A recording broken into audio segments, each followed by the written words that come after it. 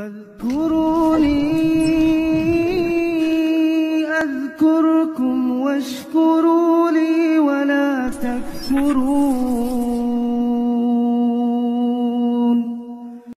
Seperti ada suatu kisah yang dialami oleh Syekh Shalih Al-Utsaimin rahimahullah.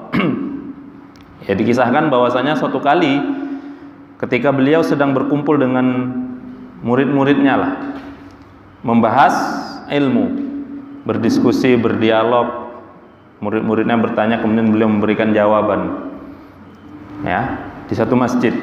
Maka ketika sedang berdiskusi, sedang bermajlis dengan murid-muridnya, tiba-tiba datang seorang laki-laki asing masuk masjid, memberikan salam, kemudian meminta izin berbicara dengan Syekh Shalih Al-Utsaimin, sembari mengatakan, wahai Syekh, saya adalah utusan dari Fulan.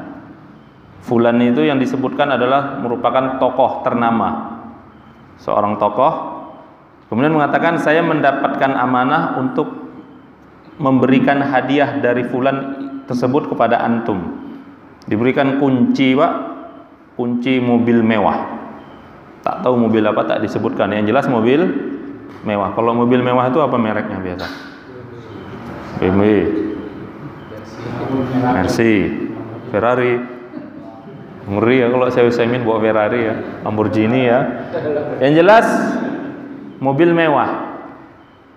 Maka ketika mendengar penuturan laki-laki tadi, Syekh Utsaimin menolak. Untuk apa sama saya mobil mewah? Tapi laki-laki tadi memaksa, wahai Syekh, saya amanah, ini amanah saya, tolong terima. Ya, setelah itu mau Anda apakan mobil itu terserah. Yang jelas amanah sudah sampai kepada Anda. Karena dipaksa, didesak, akhirnya diterima oleh Syekh Utsaimin, dikasihkan kuncinya. Kemudian laki-laki tadi izin pamit keluar dari masjid, pulang dengan mobil yang lain. Sama Syekh Utsaimin, perhatikan ikhwan sekalian, kunci mobil tadi ya dah ditaruh di tangan. Dia lanjut lagi ngobrol diskusi dengan murid-muridnya, tanpa memperdulikan mobil mewah yang terparkir di depan masjid. Coba lihat mobil apa sih? Kan mungkin gitu ya kan? Berapa sih harganya kan gitu misalnya.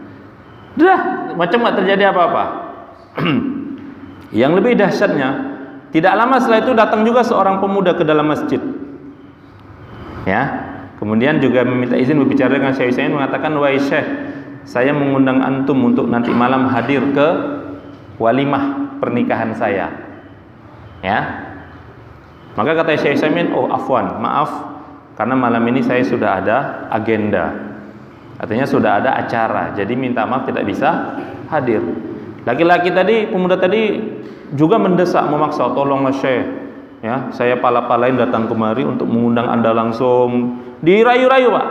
Tapi kata Syekh Utsaimin, maaf, saya betul-betul tidak bisa. Karena dia laki-laki tadi agak kecewa, maka Syekh Utsaimin mengatakan, begini saja, sebagai gantinya saya akan memberikan hadiah kepadamu. Dengan saya, karena saya tidak bisa hadir, maka izinkan saya menghiburmu dengan memberikan hadiah. Ini kamu cari mobil dari kunci ini, ambil bawa pulang. Pemuda tadi apa yang dilakukan, Pak?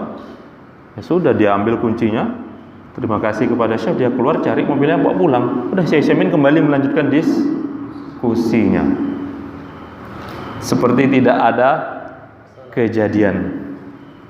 Masya Allah. Ini kalau kita bayangkan ini gimana ini? Kalau antum kayak gitu gimana kayak gitu? Saya sendiri misalnya kayak gitu. Wah. Ya. Artinya apa? Begitulah. Kita yakin murid-murid Syekh Utsaimin pasti terpelongo melihat kelakuan gurunya seperti itu. Kelakuan, bahasa saya kelakuan gitu loh. Perilaku gurunya seperti itu. Oh, enak kali Syekh ngasih ya. Kasih orang, kasih lagi ke orang lah. Padahal yang dikasih bukan sekotak sembako. Kalau sekotak sembako tadi mungkin nggak terlalu apa gitu kan. Yang dikasih mobil mewah, kok enak aja ngasihkan. Udah, karena saya nggak bisa hadir, kan pun alasannya sepele. Pun kalaupun beliau nggak hadir kan ya karena udzur, karena sudah ada janji yang lain, janji duluan dengan orang lain gitu. Jadi wajar itu. Tapi demi menghibur si pemuda, udah dikasihkan sebagai hiburan. Wah, seneng. Walaupun saya nggak datang tapi dapat mobil mewah, Masya Allah. Nah, ini gambaran yang didapatkan, akhlak yang didapatkan, pelajaran yang didapatkan di dalam majelis ilmu yang luar biasa. Juga kisah ini disampaikan kepada kita mengetahuinya, kita akan mendapatkan pelajaran yang luar biasa. Artinya apa? Begitulah ketika seorang yang di dalam hatinya penuh dengan kecintaan kepada Allah, maka dia tidak akan pernah memperdulikan harta dunia yang datang kepadanya, Pak. Makanya doa para salaf itu apa? Allahumma ja'alid dunya, Allahumma la taj'alid dunya, Allahumma ja'alid dunya fi aidina wa la taj'alid dunya fi qulubina. Ya Allah, jadikan dunia itu di genggaman tangan kami, jangan jadikan dunia di dalam hati kami. Artinya apa? Kalau dunia sudah di hati, nah itu akan berat. Segala sesuatunya akan diukur dengan ukuran materialistis, materi dunia. Apa keuntungan bagi saya? Apa yang bisa saya dapatkan? Apa yang bisa saya peroleh? Kalau saya melakukan ini, kalau saya memberikan itu, kalau saya mengerjakan ini. Tapi ketika seseorang yang betul-betul hidupnya untuk akhirat, dia tidak akan peduli besarkah, kecilkah yang dia lakukan, yang dia kerjakan. Selama itu berbuah kebaikan, maka dia akan mengerjakannya. Karena dia paham betul kata Rasulullah sallallahu alaihi wasallam, man khairun nas anfa'uhum linnas.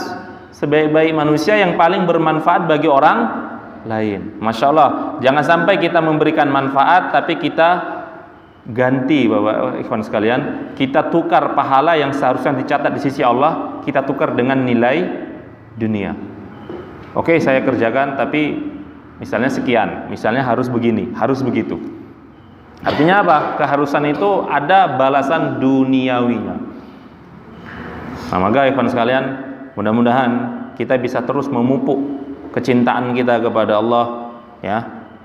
Apapun kondisi, apapun keadaan yang kita alami saat ini, mungkin kita dalam keadaan lapang kah atau dalam keadaan sempit kah, maka itu sama saja bagi kita. Namun itu adalah sesuatu yang sangat berat dan tentunya itu bisa didapatkan dengan ilmu.